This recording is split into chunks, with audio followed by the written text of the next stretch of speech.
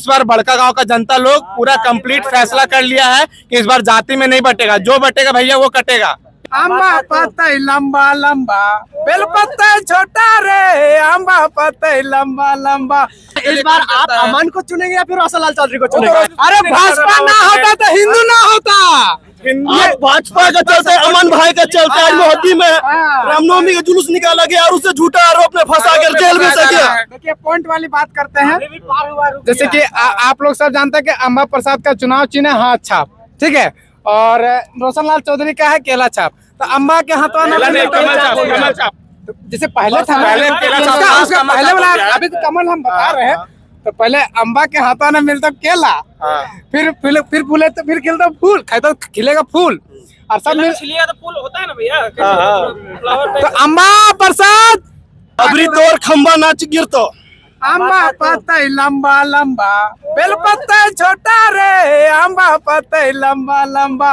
मुहर्रम के त्योहार में मुस्लिमी को लाठी देता है और हम लोग को रमरमी के त्योहार में कुछ नहीं देता। इस बार 15 साल से बड़का गांव का जनता लोग ये सब चीज को देख रहा है, और इस बार बड़का गांव का जनता लोग पूरा कंप्लीट फैसला कर लिया है कि इस बार जाति में नहीं बटेगा, जो बटेगा भैया वो कटेगा, ठीक है। और इस बार पूरा जनता लोग एकदम 100% ठान लिया है कि इस बार कमल छाप बीजेपी को लाना है तो लाना है, क्योंकि हमेशा यहाँ पे बोलते हैं ना, हमेशा कहते हैं उसको कि जातिवाद होना या फिर दूसरे समुदाय के लोगों को ज्यादा सपोर्ट मिलना, हिंदू समुदाय के लोगों को सपोर्ट ही नहीं करना, ये सब चीज 15 साल से देखते आ रहा लोग यहाँ पे। अभी योगी जी आप रामगढ़ में आपको बता रहे अम्बा प्रसाद को बिना नोटिफिकेशन मैंने इन्विटेशन का उसको बुलाया भी नहीं गया था कार्यक्रम में, वो पहुंची रामनवमी में अपना दबदबा बनाने के लिए।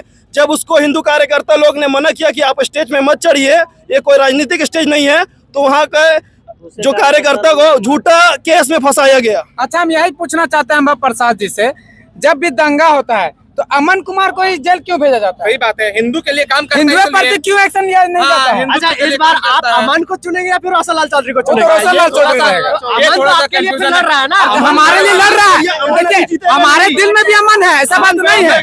अभी अगर इस माध्यम से अमन अगर हिंदू राष्ट्र के लिए है, हिंदूवादी है वो, अगर मेरा बात अगर वो सुन पाएंगे तो उनसे ही रिक्वेस्ट रहेगा कि अभी भी समर्थन दे दे बीजेपी को और बीजेपी का सपोर्ट करें और दोनों मिल करके लड़े, यही कहना चाहेंगे, क्योंकि दोनों स्वयं नाम नहीं लेंगे, लेकिन एक होता है लास्ट में समर्थन दे सकते हैं ना, आप समर्थन दे सकते हैं, समर्थन अगर दे देंगे तो जाएगा, सपोर्ट हो गया।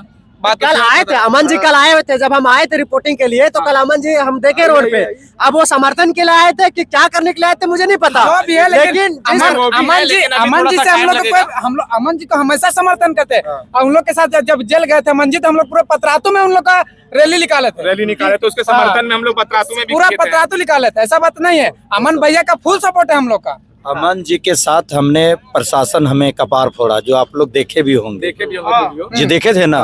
वही मेरा नाम भोला प्रसाद दांगी हुआ, ग्राम सोनपुरा का रहने वाला है। मैंने बोला था अजय सिंह को भी बोले कि भैया आप लोग को पहले 6 महीना हुआ है, भारतीय जनता पार्टी का झंडा ढोइए, निश्चित रूप पर आप लोग को सेवा करते रहिएगा तो एक दिन फल जरूर मिलेगा, मिलेगा नहीं मिलेगा। जय श्री राम। तो अमन भैया के बोलते हैं क्या आप अभी शांत हो जाइए, समय आने के वक्त पर आपको चोट जरूर मिलेगा। जब लोहा गर्म हो जाता है तो हथौड़ा की जरूरत पड़ता है, तो रोशन लाल चौधरी का लोहा गर्म है, निश्चित रूप पर हथौड़ा पड़ेगा और निश्चित रूप पर भारतीय जनता पार्टी का फूल खिलेगा। जय श्री राम। अमन जी जो है वो भाजपा में गए थे टिकट मांगने के लिए, ठीक है, उनको टिकट जब नहीं मिला तब वो निर्दलीय पे आए, तो क्या टिकट का लालच है अमन को? पहले माँ पैदा करता है, कुछ दिन सेवा करता है, तब बेटा फल देता है। आप ये जानते हैं कि नहीं जानते कि एक बार पैदा होने के बाद तो फल नहीं मिलता है। तो अमन जी को कहीं ना कहीं सेवा करने की जरूरत है, और अमन जी सेवा करते रहेंगे तो निश्चित रूप पर भारतीय जनता पार्टी उसको निगाह में रखेगा। आज भी उनके साथ है, भारतीय जनता पार्टी आज भी उनके साथ है। उसका परिवार, उसकी माँ, मेरी माँ एक साथ वहाँ अमर बावरी बैठे थी, उस दिन मेरी माँ और उसकी माँ साथ में बैठे थे। तो निश्चित रूप पर अमन जी आज भी हम उनको कहते हैं ये सूचना उनके तक जाए, और निश्चित रूप हम बोलते हैं कि भारतीय जनता पार्टी को सहयोग करे और हिंदू राष्ट्र देश बनेगा, इसमें कहीं दुमत की जरूरत नहीं है। और वो आवे हम लोग के साथ, और भारतीय जनता के पार्टी के साथ रहे। निश्चित रूप पर जब सेवा करेंगे तो निश्चित रूप पर एक दिन फल जरूर मिलेगा। झारखंड में रोजगार की कमी है और झारखंड में बड़कागांव के खास तौर पे देखा जाए तो बड़कागांव में इतने सारी कंपनी अब खुल चुकी है कि यहाँ के लोग रोजगार नहीं है, दूसरे राज्य में जाकर के वो रोजगारी कर रहे हैं और यहाँ के लोग आज दब रहे हैं, मर रहे हैं विस्थापन को लेकर के, और भी बहुत सारी समस्याएं हैं। क्या रोशन लाल चौधरी इन सारी समस्याओं से निकालेंगे? बिल्कुल बिल्कुल एकदम। देखिए, जब कोई भी चीज का जब सहमति बनता है तो शादी ब्याह होता है। तो जब मेरा जमीन लेगा कम से कम 60% तो कहीं बहुमत बनना चाहिए ना जमीन लेने पर। तो हेमंत सोरेन कहीं विश्वास नहीं लेता है और सीधे ब्लॉक बादम कॉल ब्लॉक का डायरेक्ट लिख देता है कितना रुपया पेमेंट कर दिया जाए। तो कहीं ना कहीं चुनाव लड़ने की तैयारी में था और इतना रुपया हेमंत सोरेन को मिला है, कंपनी दिया है कि निश्चित रूप पर हेमंत सोरेन को कबाड़ फेंकने का काम हम लोग करेंगे। जब भी कहीं आज देखिए 500 दिनों से धरना पर बैठा है बादम में, जो आप देख सकते हैं। तो कहीं ना कहीं ये तुष्ट नीति का सरकार है।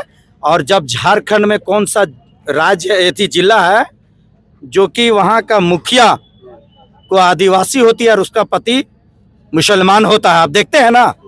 तो इस टाइप का ये राजनीति खड़ा कर रहे हेमंत सोरेन।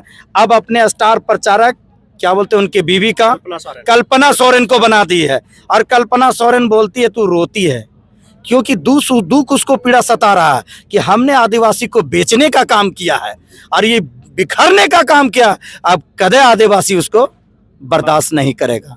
अब निश्चित रूप पर भारतीय जनता पार्टी की सरकार बनेगा और उधर देखिए बुलडोजर भी लगल है और जो ढेका फेंकेगा वो निश्चित रूप पर उसको सफाई किया जाएगा। आज योगी बाबा ने बोला है कि हमारे यहाँ भी 2017 में ढेका फेंकने का यही काम होता था, लेकिन अब मेरी बेटियां सुरक्षित निकलती है और निश्चित रूप पर सुरक्षित रहेगी। और है ऐसा झारखंड में देखा जाए तो परीक्षा पेपर जो होता है वो बार बार लीक होता है। का वो पंचर हो गया का? पंचर नहीं हुआ। पहले सुनिए, रात को क्वेश्चन मिल जाता है और बिहार से सीट खरीद करके झारखंड आ जाता है और पेपर को लिंक किया जाता है। और जब आज सुनिए, आज तक बंद हो, आज तक कहीं नेट बंद हुआ है क्या? कभी नहीं, कभी बंद हुआ है क्या? नीट वाला भी तो परीक्षा का पेपर लीक हुआ था। तो उसका भी जब हुआ था, ठीक बात है, तो उसको इस चलते नेटवा बंद कर दिया कि क्वेश्चन में आगे नहीं चला जाएगा, जितने हम दिए हैं उतने में रहेगा। इस चलते क्वेश्चन में जो है उतने रखता था कि जितने हम दिए हैं उतने पर नेटवा पर रात भर पढ़ो रहे, ये क्वेश्चन में आउट नहीं होगा। इस चलते ये हेमंत सोरेन का काम है, समझ गए ना। पहले तो नहीं होता था पेपर लीक कभी सुने हैं क्या? इस बार